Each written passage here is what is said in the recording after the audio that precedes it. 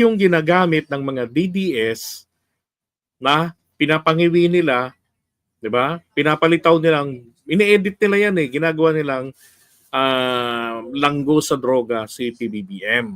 Oh.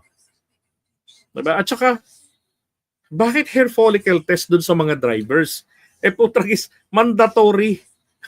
Mandatory na nga yung drug test sa kanila.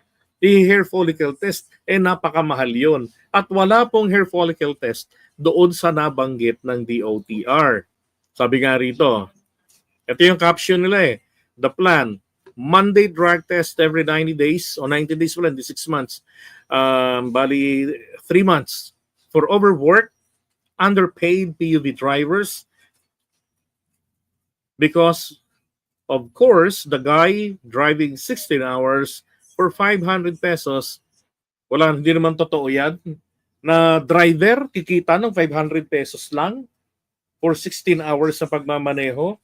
Wala nang ganyan ngayon. Ano yan? Early 2000? Wala na. Wala hong driver na papayag ng ganyan. Magmamaneho sila ng straight, tapos 500 pesos lang. Diba? Fake news tong Tribune sabi, not the fixers handing out licenses like coupons, the operators running illegal ships, or the bollards that crumple on impact. Our fix is start testing those with motorcades, not steering wheels. If you're never suffered a commute or campaigned under the guise of unity, while dividing workers in loss, you're the one who needs the test for drugs, for conscience, for those of basic reality. P.S. Under mounting public scrutiny, Marcos has somehow passed already. Why should I do that? Public trust, public office. What's that got to do with a hair follicle test? Diba? Ang layo Ang layo, grabe. Kaya sabihin namin kanina, lumitaw na rin yung tunay na kulay nitong Daily Tribune kay PBBM. Diba? Tarantado rin itong Tribune Bakit po nila to ginagawa? At bakit po sa Facebook? Wala yan sa nila, sa ibang platform nila, yung online dyaryo nila, walang ganon. Pero dyan lang po yan nila ginawa. Kasi po, the more na tinititigan ng tao yan, the more na nagbabasa dyan, the more na nagko-comment ka, nabababad ka dyan, they earn money. Ngayon ho kasi sa Facebook, meron na hong revenue ang mga pictures. So everybody earns. Okay? Diyan ho. So kumbaga, it's a clickbait pero nakaka-insulto ito para sa ating Pangulo. Wala namang ganyang hindi naman ganyan ang konsepto ng binabanggit ng DOTR hindi na bin season Sila lang yung ito yung balita niya DOTR bin season appearing distraught, ibig sabihin na aligaga. At a briefing yesterday expressed belief that Filipinos no longer feel safe in the streets following the recent fatal car crashes at the Subic-Clark Tarlac Expressway sa SCTEX and the Ninoy Aquino International Airport na iya. So inutos sa kanya ni PBBM na siguraduhin na yung maisiserve yung hustisya. Grabe, no? Sa SCTEX, 10 namatay doon sa collision na yon. 2 naman sa NAIA. Diba? Kaya lang, maganda yung balita sana. Ang problema lang, tinarantado lang talaga nitong Daily Tribune ang ating presidente. Ito nga, tama ho kayo, Lori. Dapat talaga makarating ito kay Claire. Diba? Kasi hindi na mali sa emoji. Diba? Hindi tama yung ganito. Naalala ko ho dati kasi, meron ding fake news sa ginawa ito. Hindi ko na lang maalala exactly kung tungkol saan Pero yung kasalanan nila meron. At na-call out sila dito. Anong ginawa ho niyan nitong Daily Tribune? So nag-send sila ng apology kay PCO Secretary or Acting Secretary Cesar Chavez. Doon lang. So sabi nga namin, bakit kay Chavez? Parang ang ginawa yata nila nung binalita nila, yeah, correct, Lori, maraming fake news yung Daily Tribune eh. Ang ginawa yata nila noon, binalita nila yung Code Blue.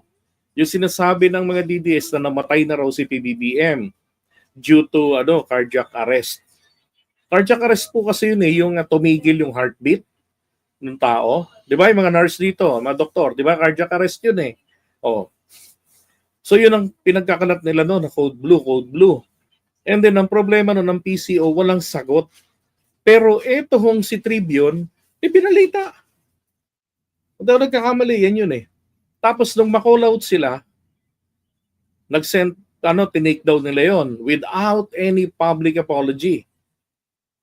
Tapos ngayon, ang apology, pinadala lang sa PCO secretary. Pinost naman nito, ni Cesar Chavez. Diba? Dapat nakapanagot yung mga yan, nakakastigo yung mga yan. O, akala ko ba kapag ka-journalist, di ba? Yung mga journalist diyan kuno. Ang lakas mangantyaw nung nakaraan ng mga yan sa Kongreso doon sa TRICOM, na sabi vlogging cannot make you a journalist. Anong pakialam ko? Di ba? Kasi naman journalist, maraming training ng pinagdaanan. I don't fucking care. Di ba? For me, all I care is yung kami, mga vloggers, na dapat naman sana rin, even vloggers, since we deal about news and current events, di ba dapat, i-exercise din namin yung due diligence, yung code of ethics ng journalism. The standard, dapat ganun din. Di ba? Para hindi naman napupulaan tuloy yung mga vloggers. No. And again, going back, hindi ako natutuwa sa ginagawa na to ng Daily Tribune. Pang tawag dito, pang-iinsultong malaki ito. Syempre magkakaroon ng mind conditioning, dagdag na to sa taong bayan. Kasi maraming kababayan tayo na walang pakialam sa SOCMED.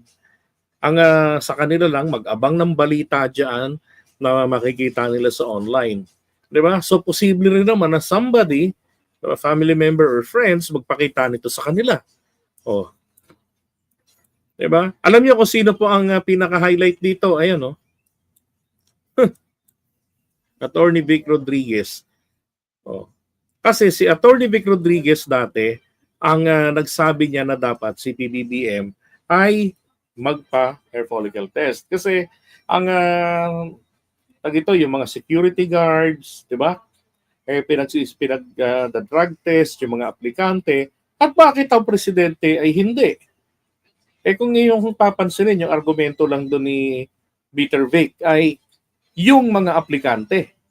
Di ba? So ang presidente, nung siya po ay aplikante noong 2022, nag-submit siya ng negative results. 2 pa nga yung kanyang test At yun nga talagang pinagtatanggol pa noon Attorney Vic.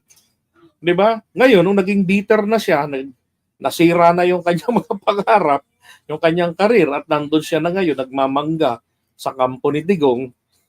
'Di ba? Pinagpipilitan niya na. Sabi nga ni Espiritu ni Attorney Luke Espiritu 'Di ba?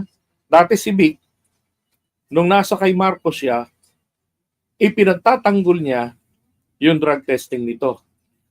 At kontra siya sa drug testing nito, mandatory. Pero ngayon, wala na siya sa kampo ni Marcos, isinusulong niya na. Ganun talaga, bitter Di ba? Ay nako. So, etong si Tribune, may malis po ito. Etong kanilang ginawa. So again, ang PCO, dapat po silang i-call out dito. At, nako, dapat pagpaliwanagin yan. Yung Daily Tribune. Sabi niya, paano mag-drug si Presidente? Di ba nag-aaral si President sa Oxford at saka nung teenager siya, laging nasa palasyo kasama ng tatay niya. Yun ang nakikita ko sa YouTube. Isa pa, tama yan Isa pa, noong 1983, so I was grade 1, na-donate niya ang isa niyang bato, isang kidney niya sa tatay niya. Dahil noon nagda-dialysis na yung tatay niya So kung addictose Kapag addictus, kailangan healthy ang katawan kasi yun yung susunugin ng droga eh. 'Di ba? So kung isa na lang ang kidney, nako, di maaga pa tepok na to si PBBM o malamang puro malalaki na yung ugat yan sa braso dahil sa kaka at saka dito sa leeg dahil sa kaka tawag dito yung dialysis. Wala naman siyang ganun eh. O maski na nagka-COVID siya, hindi naman siya na-require mag-ganon. 'Di ba? Talagang ano lang, bangag lang talaga yung mga mahilig na yung mga bangag, yun ang mga nagbibintang sa kanya ng kanilang gawain. Ay nako. Kaya dapat pagka nakita niyo yung mga ganito ng ano, pwede hong i-file ng complaint yan sa FB para ma-take down mismo yung Daily Tribune for spreading false information. All right?